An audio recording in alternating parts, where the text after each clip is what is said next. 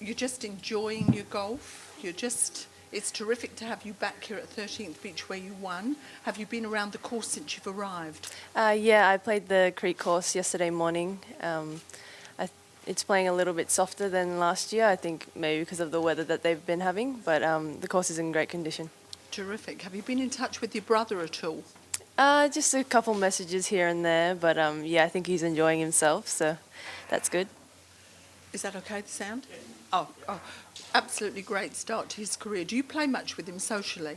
Not really, because whenever I'm in town, he's not in town, so we sort of miss each other usually, but I see him now and again when I'm in Dallas or when I'm going around on tour when he's in America.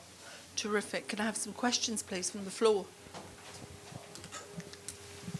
Minjee, I think from memory, last year when you came here, you'd maybe played the week before somewhere. I'm not sure. Whereas this time you're coming in fresh. Did you play? Vic Open was the first event. It was last the year first, as well, yeah. Yep. What I was going to ask you was how you find that playing after a break. Is it difficult to kind of find your mojo again? I think the first couple practice rounds that you have, you sort of try and get used to walking 18 holes and just getting used to playing with one ball. So I don't think it's too hard to get back into the routine since I've been doing it for a long time. Minjee, where does the Vic Open, I suppose, rank for you, considering you won it in 2014 as an amateur and then come back 4 years later last year and then win it when your career has really, I suppose, skyrocketed over the last couple of years? Like, where do you hold this tournament in your heart of hearts? Yeah, well, when I won it as an AM, it was really a big confidence booster for me. So Vic Open has always been a special tournament to come back to and obviously to play. So yeah, I always love coming and playing in Australia. So Vic Open and obviously Aussie Open are really big events for me.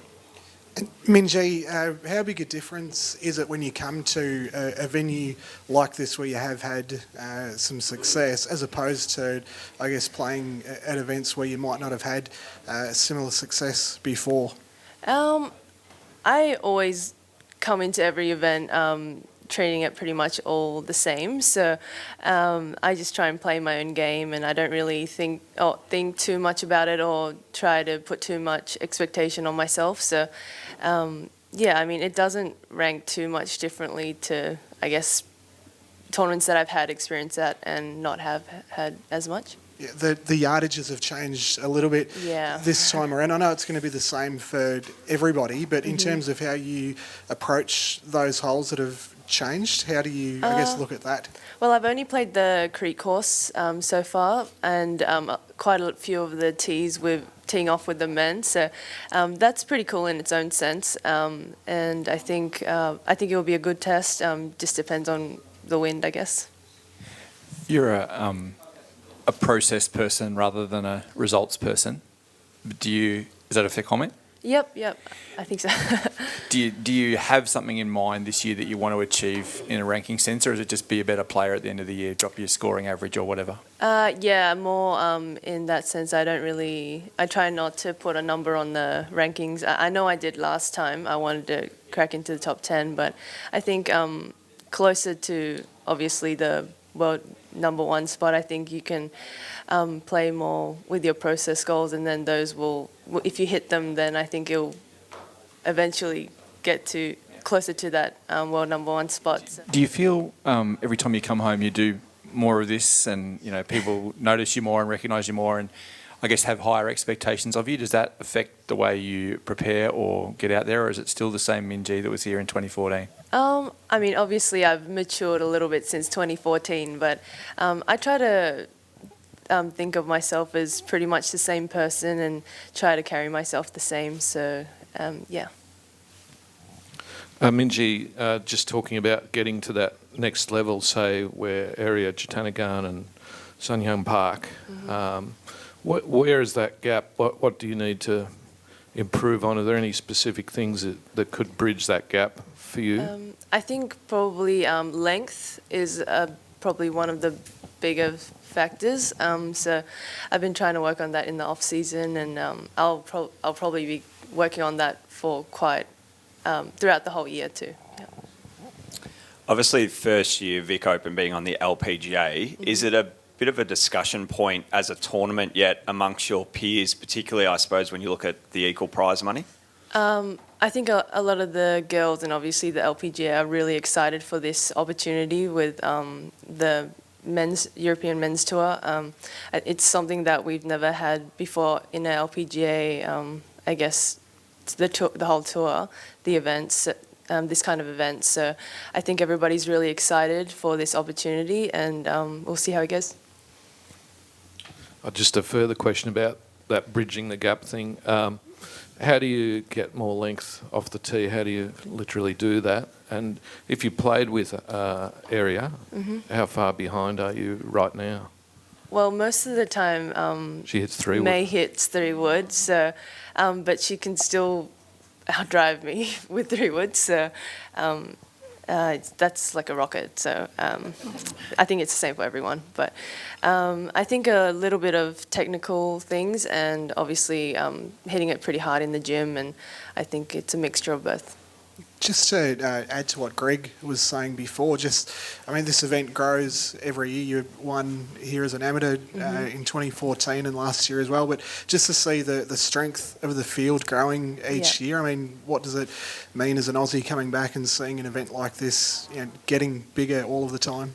I think it's pretty cool. I've come here for many years, and to see the tournament grow, and obviously the players who are taking interest in the tournament is really great. I think it's fantastic how we've merged with such 2 great tours, and I think it's going to just go up from here. Even more than it has. So, just back on your profile again, you're here as the Greg Norman medalist. Yeah. And really, it's your first tournament as the Greg Norman medalist, isn't it? Yeah. Yeah. So you're now the number 1 golfer in Australia, above all the guys you probably grew up watching and thinking about. How does that sit with you? It's a huge honour. Yeah, it's definitely a great honour. It's really special to me to be the first female to win the Greg Norman medal. So, it's just such a great honour, and I just feel really special. Did you ever think about that? Like, presumably you were watching Adam Scott, for example, and his predecessors, and then Jason Day do all these amazing things, and now you're, I guess, technically better than all of them.